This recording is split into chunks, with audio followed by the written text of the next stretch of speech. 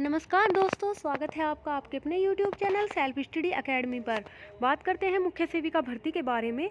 देखिए, दोनों शिफ्ट की जो लड़कियां हैं, फर्स्ट और सेकंड की, उन दोनों में बहुत ज़्यादा तनाव हो गया है। वो सोच रही हैं फर्स्ट शिफ्ट के लिए कि नॉर्मलाइजेशन का फ़ायदा सेकंड वालों को मिलना चाहिए और फर्स्ट वाले सोच रहे हैं कि हमको मिलना चाहिए। देखिए, नॉर्मलाइजेशन की प्रक्रिया को आयोग देखता है। आप लोगों को थोड़ी सी नॉलेज में बात लानी चाहिए कि आयोग इस पर ध्यान दे, फिर आयोग अपने हिसाब से नॉर्मलाइजेशन करता है। ऐसे ही 10-15 नंबर का नॉर्मलाइजेशन कभी नहीं होता। नॉर्मलाइजेशन होता है 2 से 3 नंबर का, ज़्यादातर इसी में ही नॉर्मलाइजेशन होता है। इससे ज़्यादा नॉर्मलाइजेशन नहीं होता है। लेकिन आप लोग इस मुद्दे को इतना लेकर बैठ गए हो कि आपस में ही आप लोगों ने फाइट शुरू कर दी है और आप लोग किसी की भी नहीं सुन रहे हैं। आप लोगों के लिए सारी यूट्यूब टीचर्स टीम ने इतना अच्छा मैनेजमेंट किया था, न्यूज़ वालों को बुलाने के लिए, न्यूज़पेपर वालों को बुलाने के लिए, आपको आयोग में मिलने के लिए कि आप लोगों को खुलकर सपोर्ट करेंगे। लेकिन आप लोगों ने सब कुछ ख़राब कर दिया। कुछ बदतमीज़ लड़कियां ऐसी हैं जो गुरु का भी सम्मान नहीं कर सकती और उन्होंने बहुत ही बदतमीज़ तरीके से अपनी बात रखी और बहुत ही गलत तरीके से उन लोगों ने ये सारा मामला बिगाड़ दिया। आपके सीसी लर्निंग ऐप वाले जो आशीष सर हैं, वो शुरू से ही इस भर्ती को फ्रंट पर लीड कर रहे हैं। हम लोग भी आप लोगों का साथ दे रहे हैं, लेकिन जो शुरू से खड़े हुए हैं इस भर्ती के लिए, वो सीसी लर्निंग ऐप वाले आशीष सर खड़े हुए हैं। बाकी सभी यूट्यूब टीचर आपको फ्रंट से सपोर्ट नहीं कर रहे हैं। उन्होंने आपके लिए इतना कुछ किया, आपको 1 साल तक पढ़ाया, लेकिन आप लोगों ने गुरु को ही उल्टा सीधा बोल दिया। शर्म आती है ये सोच के कि आप लोगों की मानसिकता कैसी हो गई है। अरे, आप लोग पढ़े लिखे हो, एक अच्छी पोस्ट पर जाने वाले हो, आप लोगों को शोभा नहीं देता कि आप इतनी गंदी बातें करोगे।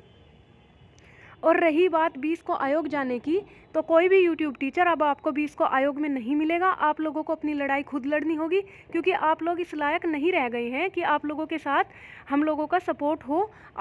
आयोग तक का हम लोग आपको गाइड कर सकते हैं, लेकिन हमारा कोई निजी स्वार्थ नहीं है। हमें व्यूज़ भी नहीं चाहिए, हमें कुछ भी नहीं चाहिए। कि हमारा काम था आप लोगों को टीच करना, वो हम लोगों ने किया, आप लोगों को रास्ता दिखाया। लेकिन हम लोगों ने ये समझा कि लड़कियों की भर्ती है, आर्थिक स्थिति से लड़ते हुए या परिवार से लड़ते हुए, जैसे भी उन लोगों ने तैयारी की थी, तो हमें इस भर्ती को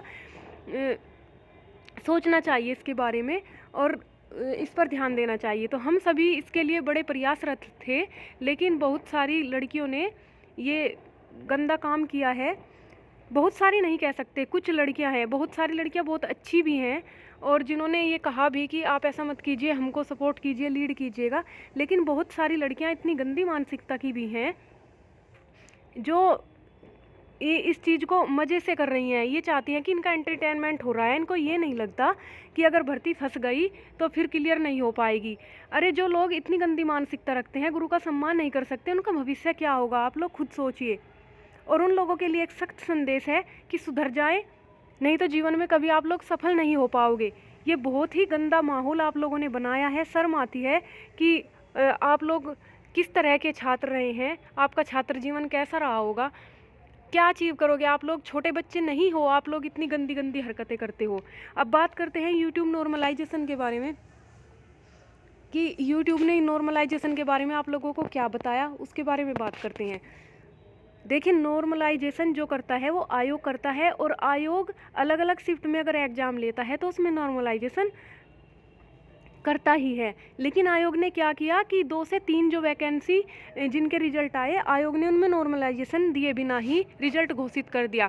इसलिए हम उन बच्चों के लिए प्रयासरत थे जिनका सिलेक्शन 1 या 2 नंबर से रुकने वाला था, और वो भी इसलिए क्योंकि क्या पता डीवी की मेरिट कितने पर लग जाए और वे डीवी तक जा ही ना पाए। इसलिए हम उन लोगों के लिए थोड़े से प्रयासरत थे। लेकिन आप लोगों ने इतनी नीचता दिखा दी, आप लोगों ने गलत गलत कमेंट किए और आप लोगों ने ये बता दिया कि आपकी सोच क्या है, आप लोग क्या सोचते हैं, जो सुनने में भी बहुत ही भद्दा लगा। आपने रिश्तों पर तक सवाल उठा दिए। तो आप लोगों से यही कहना चाहेंगे कि शायद आप लोगों के माँ बाप ने आपको अच्छे संस्कार नहीं दिए हैं। सवाल उठता है आपकी पैदाइश पर भी और आपके आचार विचार पर भी। हम उनका नाम नहीं लेंगे, हमारे पास उन बच्चों के नाम भी आए हैं। हम सब यूट्यूब टीचर ने मिलकर, छोटे बड़े चैनल ने इस बात पर डिस्कस भी किया है कि ऐसे लोगों को सपोर्ट नहीं करना चाहिए। जो अच्छे बच्चे हैं, जो संघर्ष कर रहे हैं, नुकसान उन लोगों का हुआ है। लेकिन हम अब फ्रंट पर सपोर्ट नहीं करेंगे, हम आपको गाइड करेंगे। आप लोग 20 तारीख को आयोग ज़रूर जाइएगा, अपनी बात रखिएगा और आप लोग अपने तरीके से मैनेज करिएगा। जो भी लोग आपके साथ जा रहे हैं उनकी बात मानिएगा और कोशिश कीजिएगा कि आप लोगों का समय से कार्य हो जाए। अब बात करते हैं नॉर्मलाइजेशन के नोटिस के बारे में कि नॉर्मलाइजेशन की क्या प्रक्रिया है, उसको क्लियर कर देते हैं। तो ये देखिए, ये थोड़ा बड़ा करके आप लोगों को दिखा देते हैं। उत्तर प्रदेश अधीनस्थ सेवा चयन आयोग, पिकअप भवन, तृतीय तल, गोमती नगर। आयोग द्वारा समूह गैस श्रेणी के अंतर्गत आने वाले विभिन्न श्रमिकों की पदों पर भर्ती के माध्यम से चयन हेतु ऑनलाइन विज्ञापन प्रकाशित किए गए हैं। उक्त विज्ञापनों के अंतर्गत विज्ञापित विभिन्न पदों पर सीधी भर्ती के लिए वस्तुनिष्ठ प्रकार की बहुविकल्पीय प्रश्नों की लिखित परीक्षाएं आयोजित की जा रही हैं।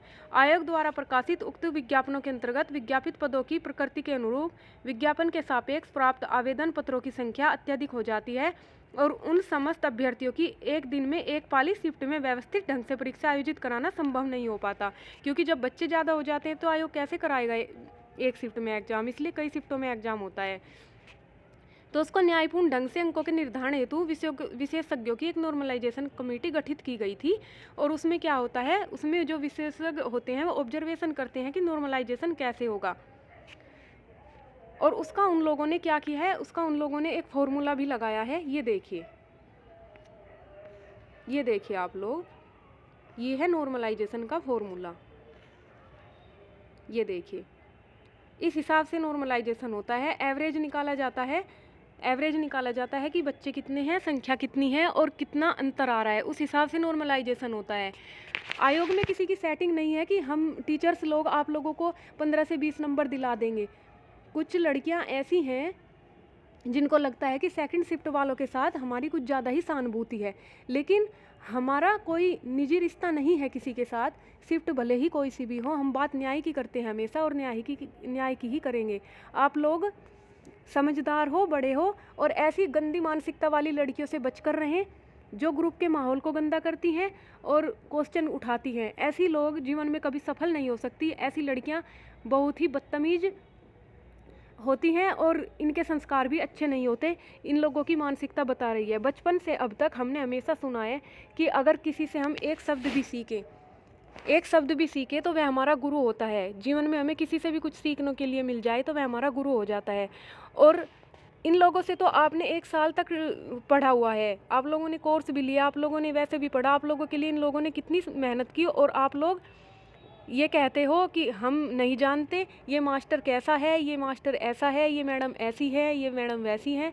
तो आप लोगों को समझदारी से काम लेना चाहिए। बहुत ही गंदी मानसिकता है, सुधर जाइए, वरना ऐसे लोगों के लिए बहुत सारे रास्ते होते हैं।